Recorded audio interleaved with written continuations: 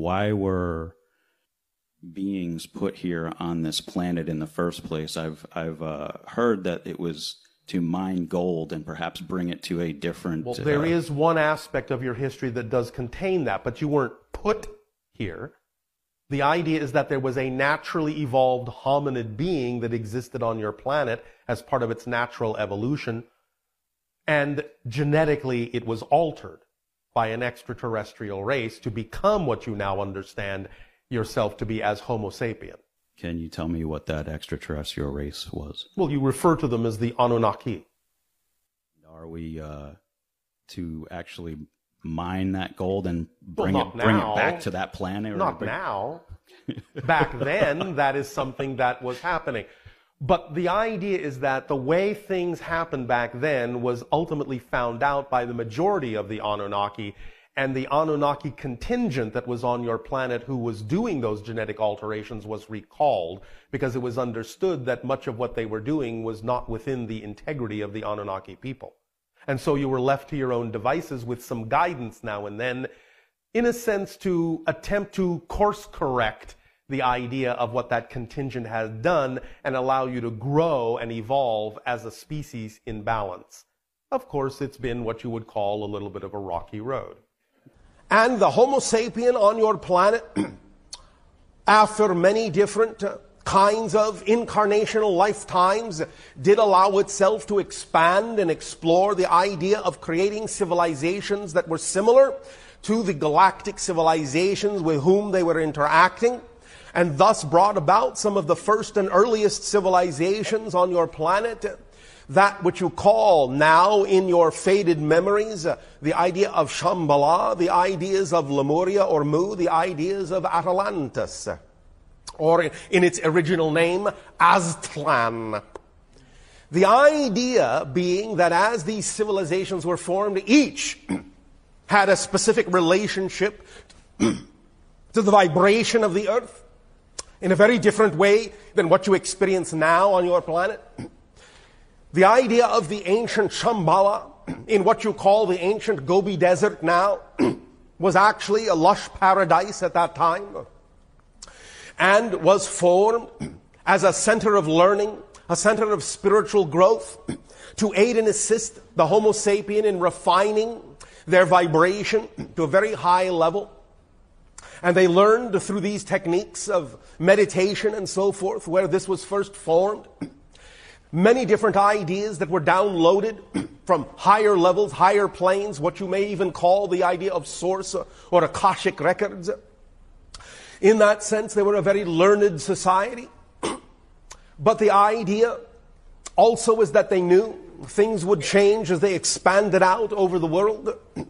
There were also other extraterrestrial infusions from time to time, what you may call interbreedings, and again the creation of certain genetic lines on your planet that would be for the purpose of aiding and assisting the Homo sapien in vibrationally connecting to its higher self.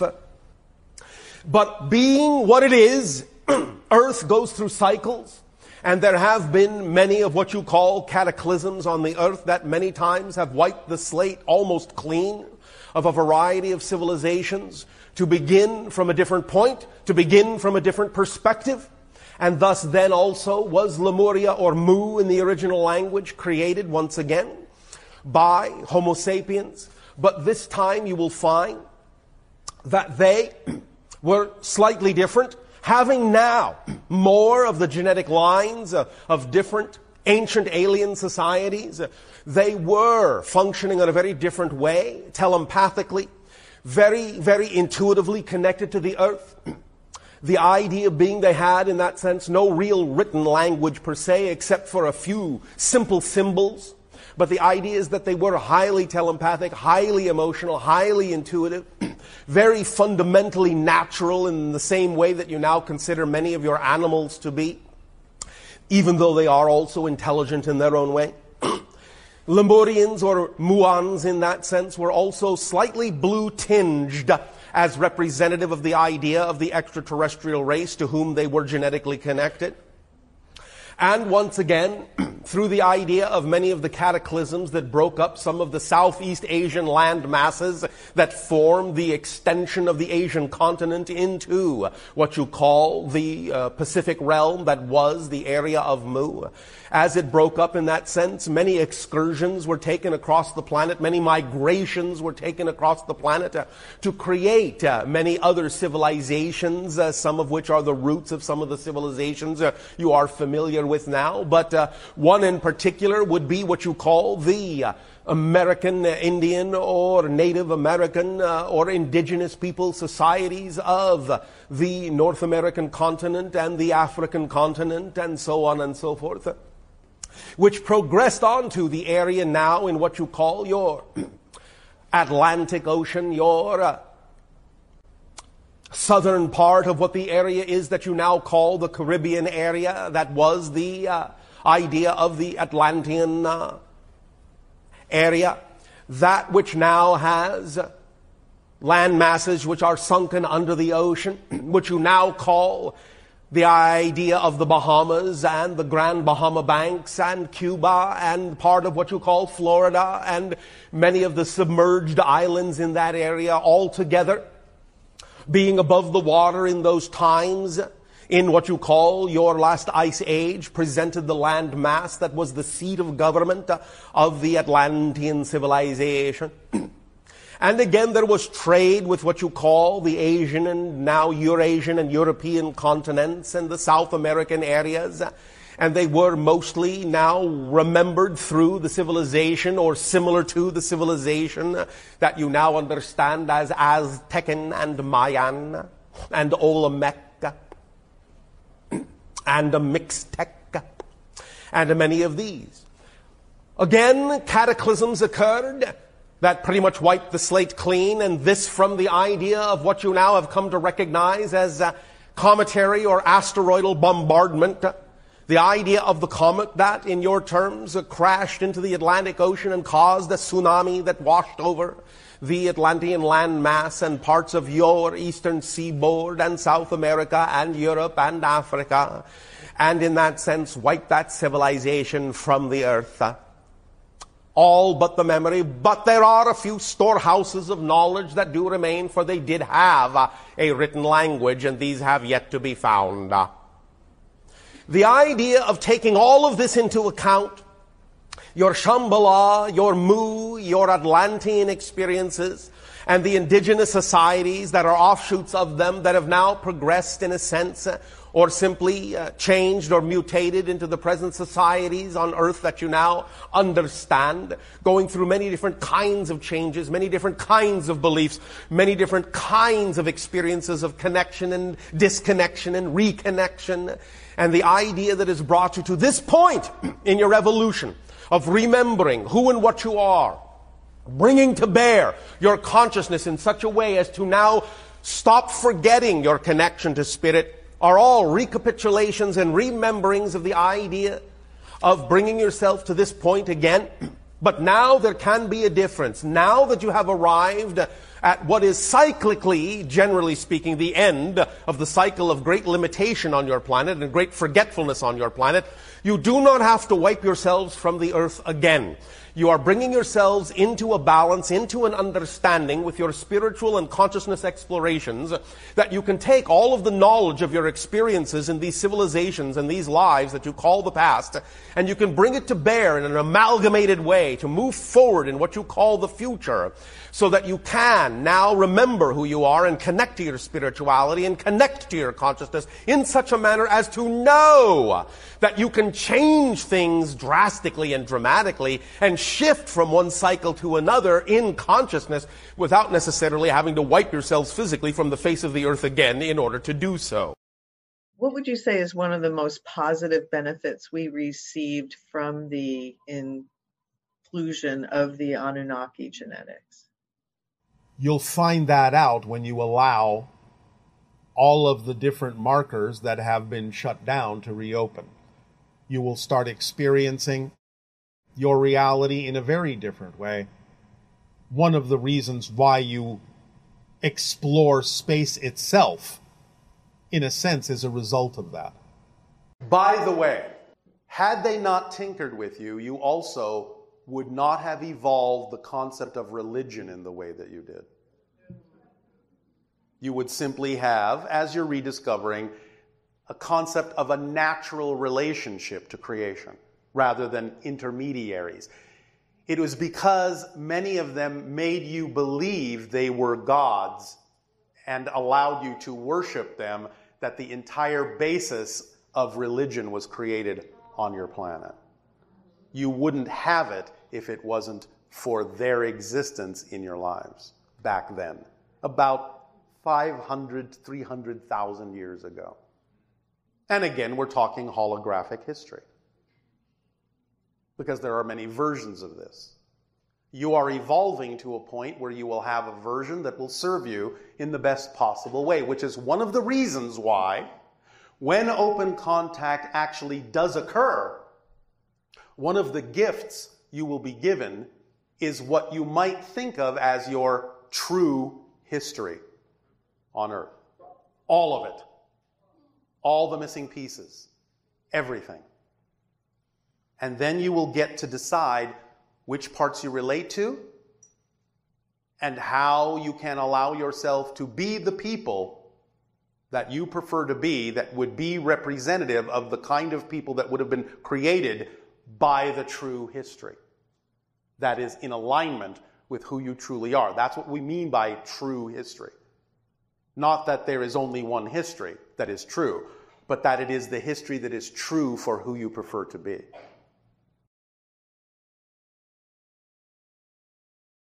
The question really is, why would you really need to know more than you need to know?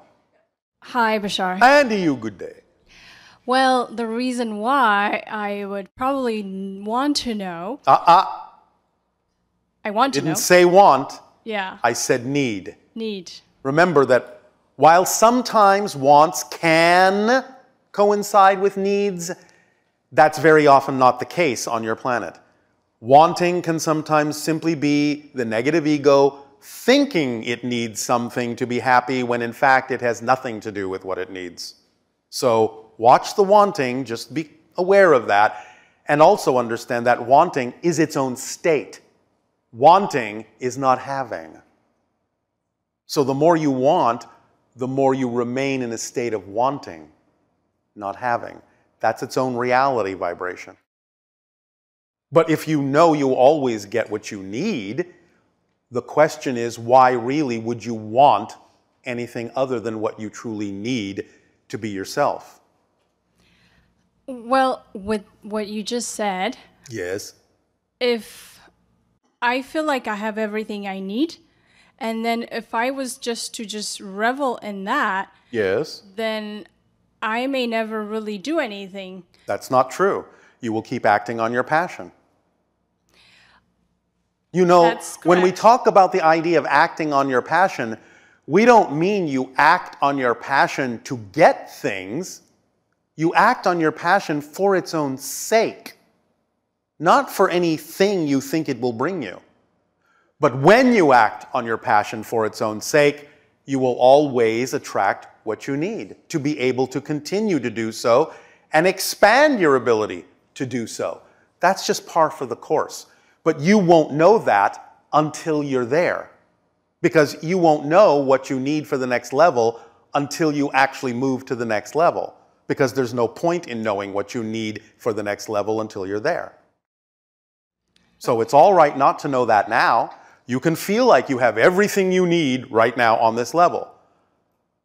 But if you find something that you're passionate about, even just the tiniest bit, act on it and see what happens. It might bring you something you didn't know you needed in order to be more of yourself.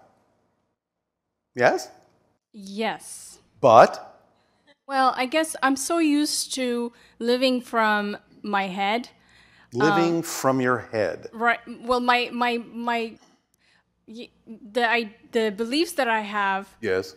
Guiding my path in life, basically. Yes. I'm so used to that. Like if I think doing one thing is right, yes, and another is wrong, and I act on it, and that's yes, how I'm used to living. All right. But I'm not really talking about anything different. Well, I haven't really paid attention to, for example, what my passion would be in life. I've kind of... No. You misunderstand. It's not about what your passion in life is.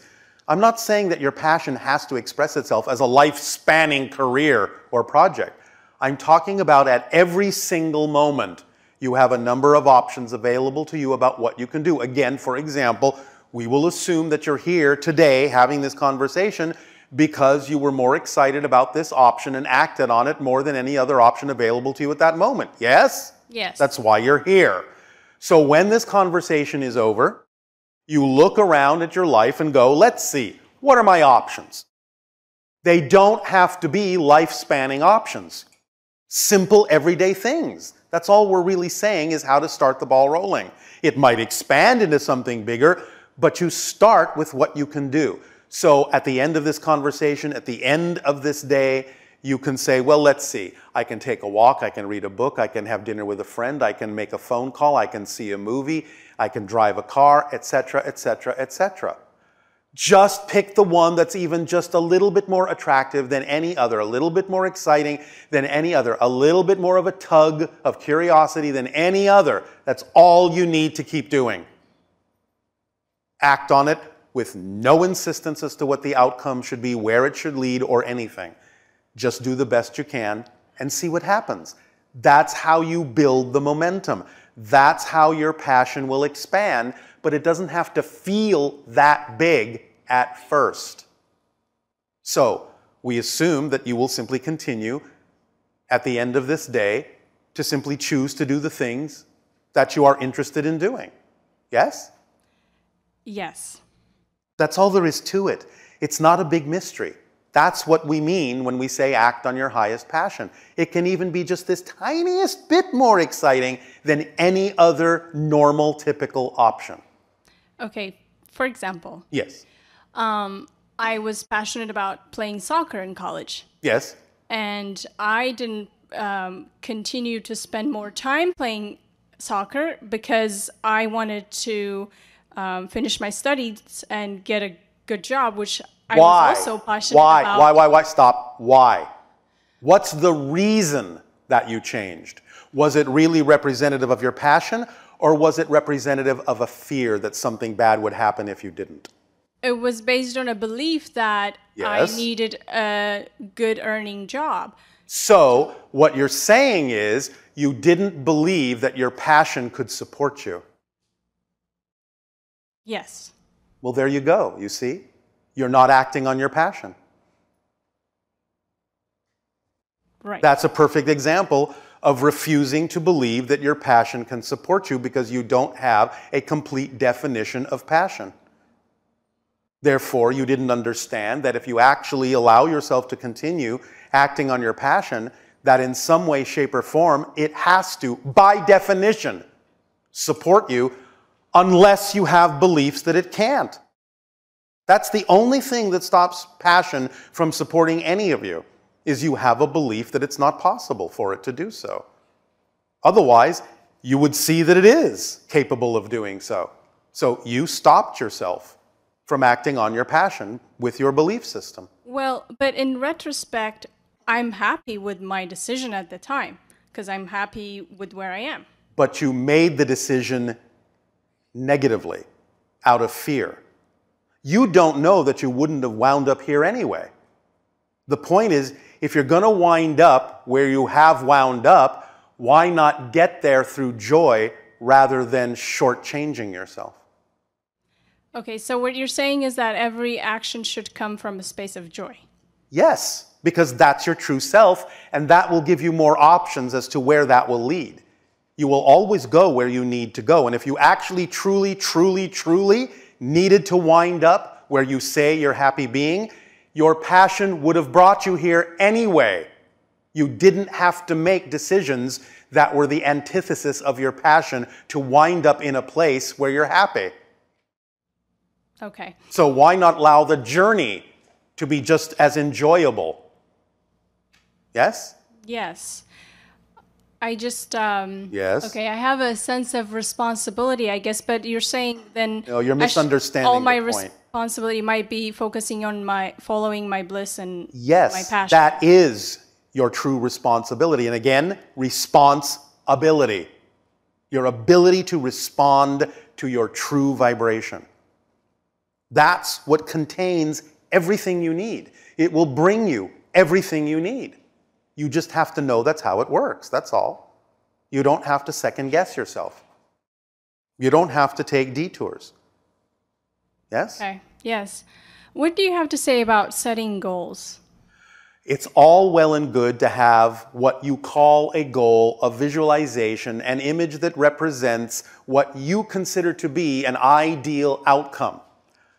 But when the picture, when the goal gets you excited about the goal, about the visualization, about the picture, that's exactly the time to completely and utterly drop it.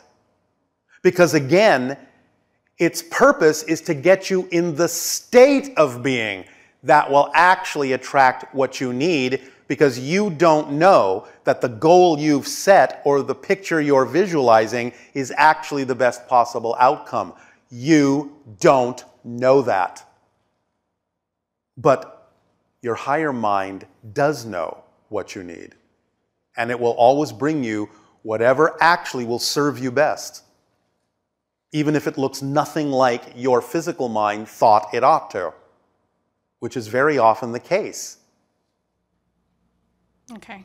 Does that make sense? Yes, it does. All right. So if you can wrap your mind around that and have a deeper understanding of how these things work, things will be more along the path of least resistance. You won't have to wonder so much about where you're going or why you should make this or that decision.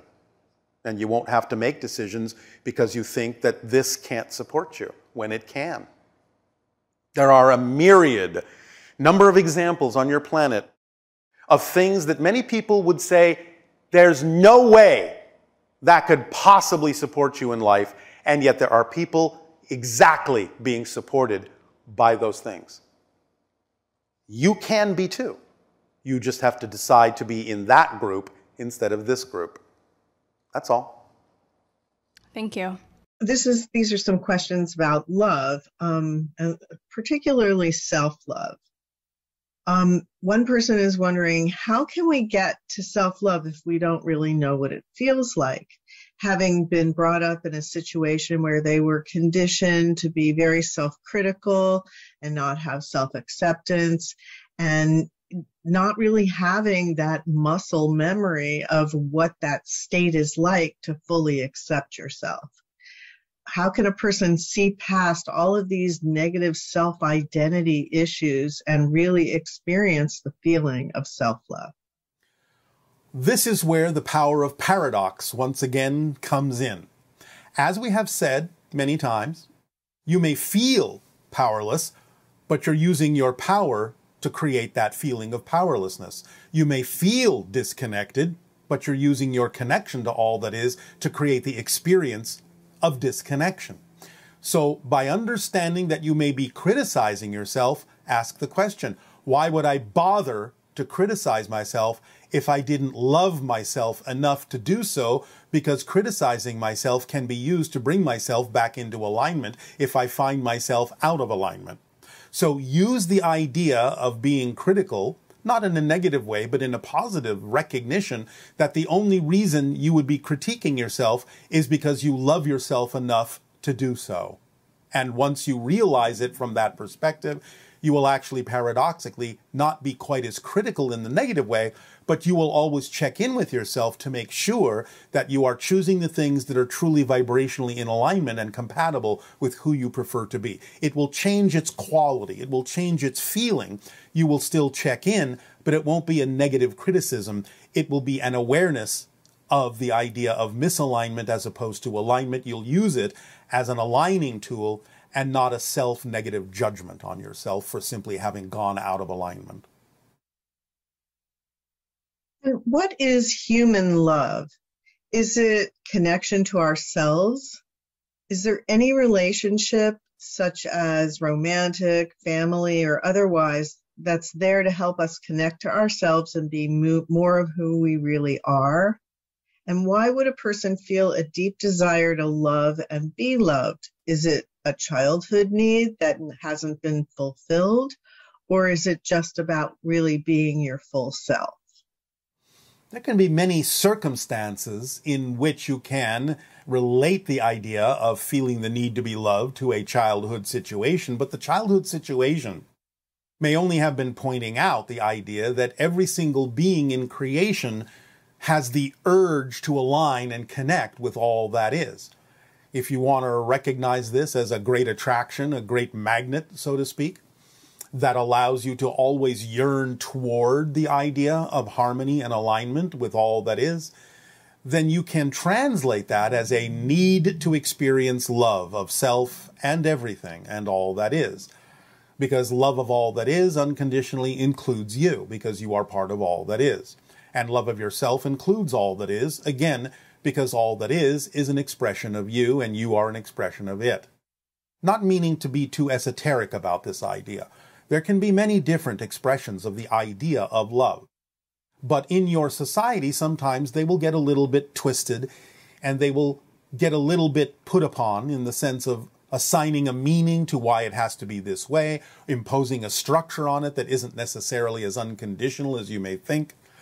It's all about relationships and realizing that all relationships, as we have said, are for the purpose of each person being attracted to other people to help them become more of themselves through reflection, through dialogue, through all sorts of ways, through behavior, and each person doing the same for the other, allowing them to become more of who they are through recognition and awareness and awakening.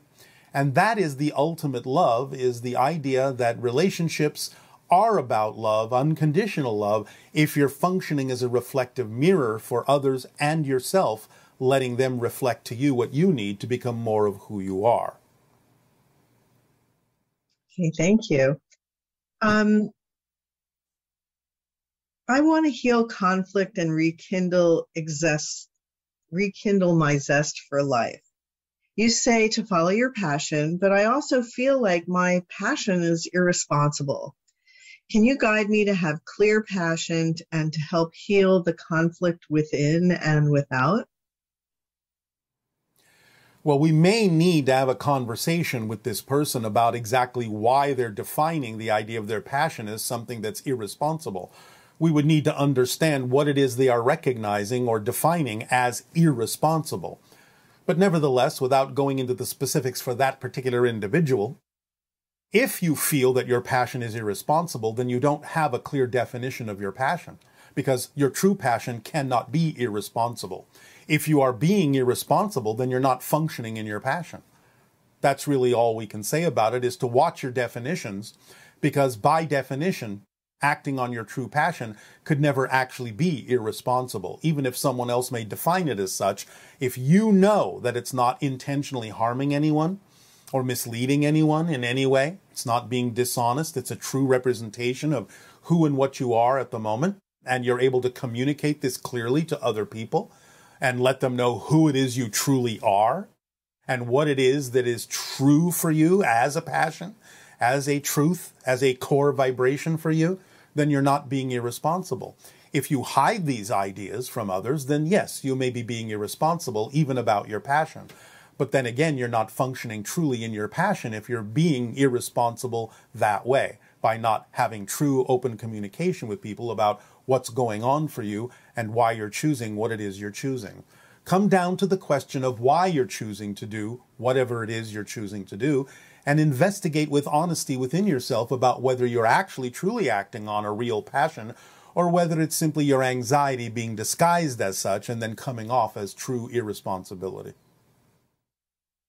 And what about the situation where a person has a passion for a certain career and they've been following that passion and they've received lots of support from other people doing it, people have invested in them doing it, all of those things that create a bond around their passion. And then they don't feel the passion anymore and they want to change, but they feel guilty about abandoning, in a sense, all the people that have supported them in their passion. All right. Well, again, first and foremost, an honest investigation within yourself about whether it really is your passion or whether your particular definitions are dampening it, or whether the passion is waning simply because you need to be doing something else that may not seem to be connected, but actually synchronistically will be connected and will appear to be connected once you take upon yourself the ability to do the other thing that you're able to act on that is more passionate for you than the thing you were doing a moment ago. In other words, sometimes your passion can make it seem as if you're going in a direction that isn't connected to your original passion, but may in fact be. So you may have to look at it and include that path that may seem to be disconnected and define it as part of your path, part of the original passion, to see if it will bring you back to the original thing once you have gathered whatever experience you will gather by going off on what seems to be a tangent, but ultimately may prove to be otherwise, may prove to be part of the original passion. Remember, don't judge it by how it looks. Allow yourself to know that all passion is connected to every other passion, and it's the feeling of passion that guides you to let you know that all things are connected, even if on the surface of their appearance they don't seem to be. But always investigate your own definitions to make sure you're not the one dampening the passion when the passion could be there. So the guilt may simply be an aligning energy to let you know some self-investigation needs to be done here to determine for yourself whether you are dampening the excitement through your own negative and fear-based definitions, or whether you're actually going off on another path that is part of the overall path, but doesn't seem to be right now, but you have to trust that if it really has more passion than anything else, and you're not the one dampening the original passion, then it is included in the original passion, and there's something about acting on that particular path that will be important for the original passion as well, or will take you where you need to be. And of course, all of this comes, once again, with clear communication to others about what you're going through, because they may also have some advice for you about how you may handle the situation. Be inclusive in your communication if there are those that support you, and allow them to give you some reflections that may clear up the situation for you immediately, rather than figuring this whole thing out by yourself. Would that also apply in situations where some people like to build companies, but then once they've finished building it, they're not interested in doing it anymore? They want to go find another company to build. Yes, perhaps, if, again, that's truly representative of their passion waning naturally, because their passion may simply be to build companies that other people will run. That can be a definition of their passion, and creating new ones for other people to run may be the definition of their passion, sort of like planting seeds but allowing someone else to grow the flowers. So it just requires self-examination and looking for other ways to handle the situation so that everyone can be served. Absolutely. That may be the definition of the passion. Not every project has to come to completion with the original person.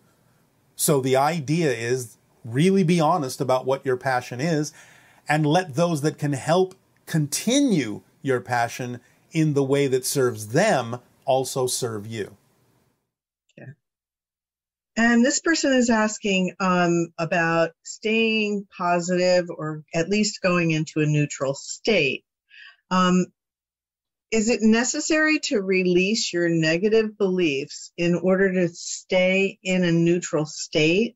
Or if your negative beliefs keep coming up and you're not able to move into a neutral state, is there a permission slip or a tip that you can use to get into a neutral state? Well, again, remember what's being defined here is one of the tools of the formula, which is the reflective mirror. As we have said, you may think you've let go of all of your negative or fear-based beliefs, but if they do keep coming up, if new ones keep coming up, that's the reflective mirror showing you, revealing to you that you may have had a few negative beliefs hiding in your unconscious mind. So the very idea of having them come up is an exciting prospect because it allows you to let go of them by being made aware of them. If the same thing keeps coming up, all that means is you haven't really found the core negative belief that's generating that particular feeling. Because remember, feelings can't exist in a vacuum. So if you feel something, it means there's a belief or a definition behind it that you're buying into. This is a golden opportunity to understand yourself and clarify yourself and become more transparent to yourself, to know thyself more clearly. It's not about arriving someplace where this doesn't happen anymore, although you can. But if you're making that more important than investigating why that came up and what you're still holding on to, then you're missing the point. Whatever's going on in the moment, whatever you're facing in the moment, whatever comes up in the moment is the most important thing that can possibly be happening at that moment, and is part of the process of why you chose to have this physical experience. So get into the idea of these things that come up, find out what you're holding on to that you don't prefer, and let it go by making it nonsensical to keep holding on to it, by making it make no sense to hold on to it. But don't necessarily negate the process. The process is clarifying you. And how does one differentiate between anxiety and excitement? I would think it would be self-evident if you're honest. The idea really is you can tell the difference. And this is why we have shared with you questions like, well, if I did move forward in this way, what am I afraid might happen? Because that will reveal any anxieties that might be within you that you were unaware of. And if the whole path is truly anxiety being disguised as passion, because you're afraid to face something within yourself, asking that question will reveal that to you as well. So again, this is why we give you those questions. What would I have to believe is true about myself in this situation in order to feel the way I do, or in order to be confused about whether I'm feeling excitement or anxiety? You can put the question in that form as well. Or again, if I did move forward in what I believe to be my passion, what am I afraid might happen? And that will usually reveal, if you're willing to hear the answer with honesty, that will usually reveal whether what you're doing is actually part of your passion or not. And what about in the situation where someone has a kind of ADD or some version of that, where bright, shiny object, oh, that's exciting. Oh, I'll run after that. Oh, what about that? And then can't really stay focused on, is that an indication that there's underlying anxiety that is driving that? Yes, because the idea of ADD, in a sense, energetically, is an avoidance issue of facing something that would actually allow them to stabilize in the present. They're avoiding the present because they have a belief that something in the present is too painful for them to experience. So they're distracted by every shiny object that keeps them out of the present.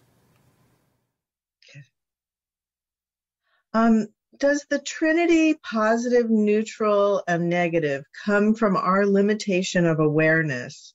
Or are there any beings in consciousness in the universe that see existence not in a positive, negative, or neutral perspective? The positive, negative, neutral perspective is inherently built into all levels of all that is, except all that is can experience the totality without differentiation between those particular energetic aspects. All right. First question is from an individual who is saying their wife passed away last Friday, and the person feels overwhelmed. They have 2 children, and they feel guilty and responsible for their lives to move on, as well as since they no longer have a mother figure. And the person's been crying all week, and they're trying to be strong for their children. Do you have any advice for this person? Is there something that their wife or their spirit guide wants them to know? And is this part of their process of going through the eye of the needle? How do they proceed from here? All right, well, we are not going to necessarily interrupt their grieving period. They must let go of their fear-based beliefs about the situation in whatever timing they feel they can manage, but at the same time know that this was all done in terms of an arrangement of timing, and that the loved one in spirit can still aid and assist and send messages and love to those still physical. But the idea is guilt does not serve the children. that you are responsible for. It will actually prevent you from giving them what they need. There is no reason for you to be guilty. The idea is that this would not necessarily have come to pass if you couldn't handle it, if this wasn't by an arrangement and an agreement. We would suggest you reach out to your wife, knowing that the sooner you can relax the feelings of grief, use an opportunity for you to align with Spirit more strongly, to receive more messages from her, to receive guidance from her and your spirit guides in terms of what you and the children may require for your continuation on earth. And know that she is always with you, unconditionally loving, sending energy, sending help. More likely you will receive these in dream time. But look around with open eyes at the synchronicities in your life, knowing that many of them may be coming from her as messages to you. Relax your heart and open your heart to receive these messages in the best way you possibly can by looking around and being alert and paying attention to the synchronicities that will crop up in your life, allowing you to move forward in an easier way. We would suggest that you take some time for yourself to visit places that were of interest to both of you when she was alive, knowing that in those places that you love to be together in, there may be more receptivity on your part. And even though you may be crying, know that this is a release and a letting go and an accepting, eventually, of the situation at hand that you have both agreed to for the purpose of stretching you and your children towards Spirit, knowing that one of the parents is now in Spirit, can help you all progress and ascend and accelerate your learning and your lives and enrich your lives in a number of ways. Explore the idea with your children of communication with Spirit, for it is as real as any form of communication, and perhaps in some cases even more real, as you understand that term. But work together with the children to open up in beautiful places to the idea that you can receive messages through synchronicity and in dreams, and maybe in other ways as well. And remember her favorite things. For when you do remember her favorite things, again, you may relax and open your heart to receive more information from her. These would be the things for now that we would suggest to help you through this particular period until such time as you yourself become more accustomed to realizing that as long as you consider this to be a loss, as long as you define it as a loss, then you will only continue to grieve each and every time that your wife may actually reach out to connect to you. You will only interpret her energy as a loss and feel more grief. But if you understand that sometimes what you may feel as grief is simply your interpretation that she is gone, instead of your interpretation that she is there with you and helping you,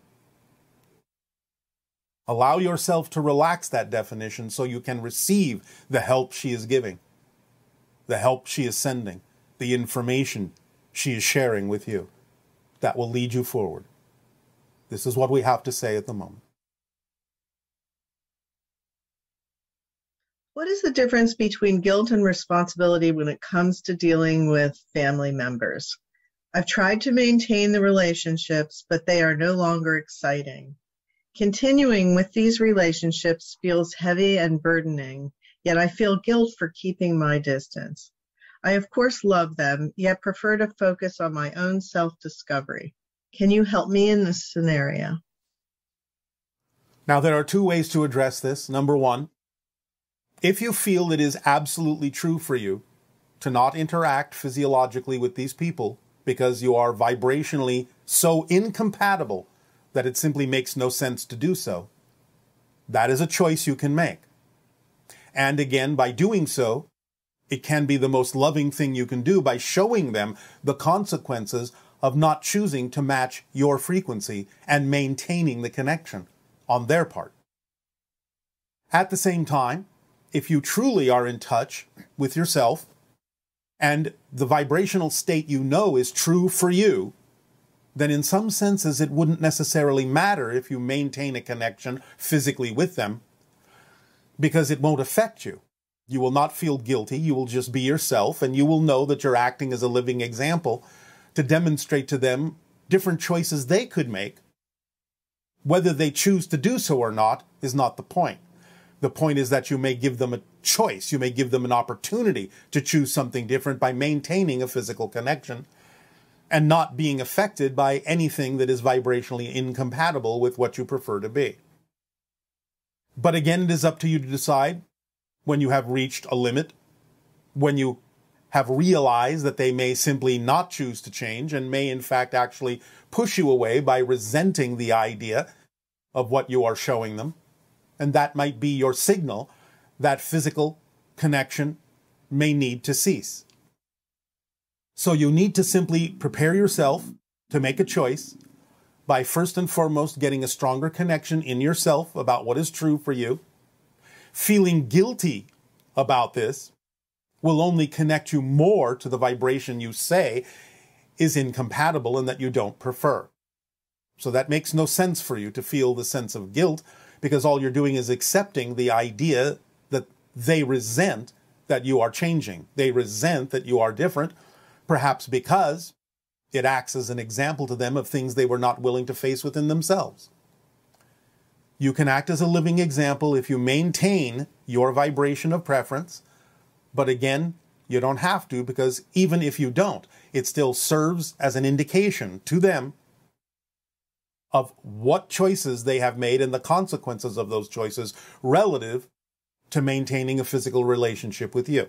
So if they wish to do so, they would have to change. Not that they will, but they would have to do so. How does that apply in a situation where a person has had an abusive childhood and now their aging parents are requiring their support and their attention, and the person feels guilty because they're not willing to be physically present with their parents under the circumstances because of the past? Again, it's the same that we just said. If you maintain a strong sense of your vibration and at the same time realize that you can be of some assistance to someone, if it is truly true that they need that assistance, you must make that determination for yourself as opposed to things they can do for themselves or not. So if you have determined that you have made a familial connection by being born to these people, and that there is something you could truly help them with to aid and assist them in whatever they're going through, whatever process they're going through, and yet at the same time maintain the strength of your connection to who you truly are, then you will not be negatively affected by whatever behaviors they may choose to exhibit, knowing that you are being of great assistance to them if they truly need it, and that that is the most important thing, is to demonstrate to them the unconditional love that you know can be expressed by you to truly aid and assist them if they truly require it, and at the same time not be negatively affected by whatever their reactions or responses or behaviors may be in that circumstance and situation. And it gives you an opportunity to practice letting go of the idea of the past, since again, if you realize many of the things we have been sharing with all of you, there in a sense is no such thing.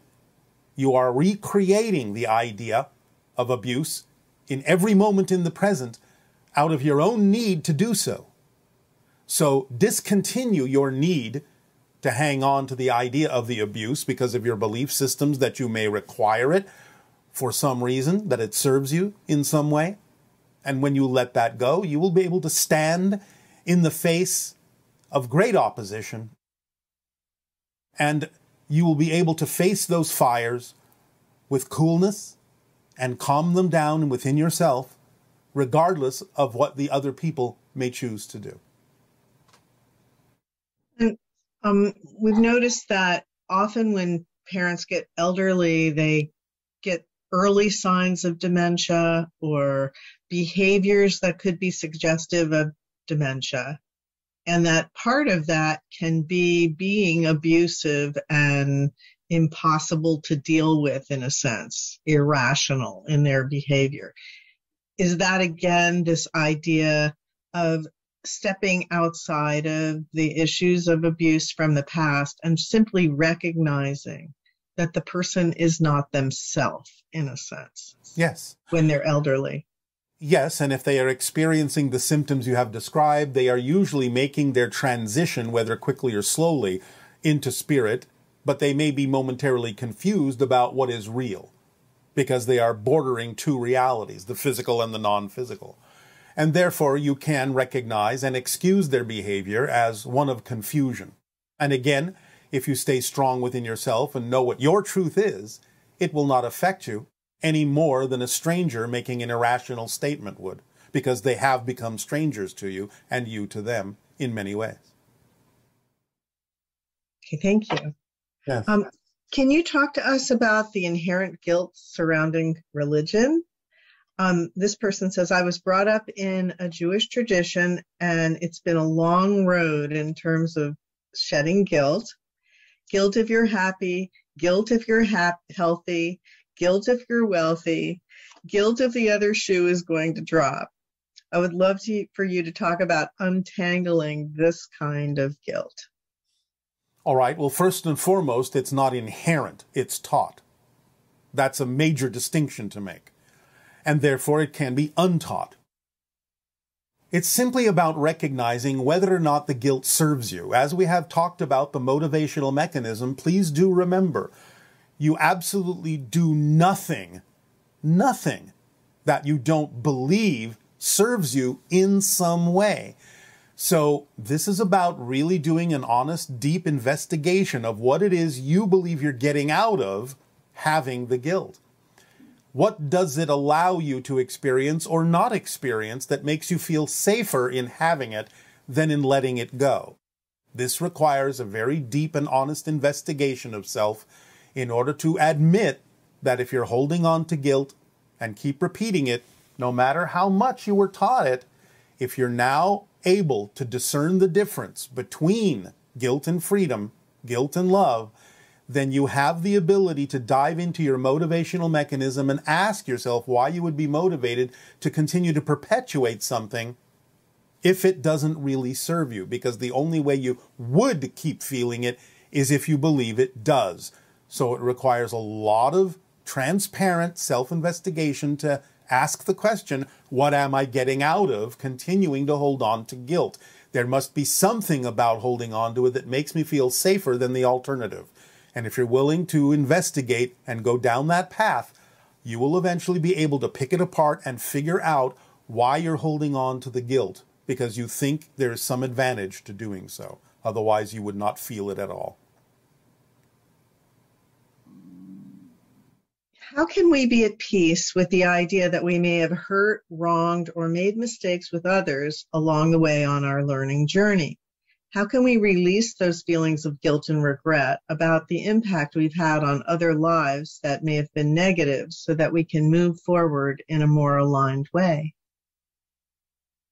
Well, the idea is self-forgiveness and the recognition that if you know you made a mistake, so to speak, and are willing to correct it in your own energy and not make the same mistake again and not be abusive to other people in that way because you recognize it is out of alignment with who you prefer to be, then you have corrected the energy and there's no reason for guilt. Guilt perpetuates the idea of the misalignment. So why would you hold on to the idea of misalignment if you recognize that you were misaligned and don't prefer to be misaligned anymore in your behaviors and actions? Why hold on to any remnant of the misalignment, which you would experience as guilt if you truly wish to move forward? If you recognize you were misaligned and have a desire to realign yourself and correct the mistake in some way, shape, or form, then there is no vestige of guilt that would remain if you've actually done that. So you can't really move forward until you accept that you made a mistake and now you wish to correct the mistake and the energy within yourself and bring yourself back into alignment. And along those lines, are there any experiences that are more or less spiritual than others? Is it possible to do a good, bad, better, or worse job with our lifetime? And is there really a mistake? Can we really get this wrong? A lot of these ideas perhaps bring about a lot of self-judgment, so that's why this person is asking the question. Ultimately, no. You are not judged by all that is or anything except yourself. Ultimately. But there is still the ability to recognize what it is you prefer, what it is you don't, what it is that is vibrationally representative and compatible with who you prefer to be, and when you are in alignment or out of alignment with that. That is the only thing that could be considered a mistake, even though it's not meant in the traditional sense. In other words, a mistake is simply a recognition, an alignment energy that allows you to recognize that you may have been out of alignment with who you really, truly, at your core, are and prefer to be. Oneness and alignment and harmony with all that is. So a mistake, ultimately, no, is something that can be used as a learning experience, a teaching experience, to reflect back to you that you may not necessarily be operating in the state of being you prefer to. And in that sense, if you learn the lesson from that and recognize the truth of that and bring yourself back into alignment, then you have used the so-called mistake in a way that makes it not a mistake, because you've used it in a way that brings you back into harmony, into alignment. So ultimately, no. But in the moment, you can simply recognize and use your words, whatever words you wish to use to identify the misalignment, to bring yourself back into alignment. Okay, and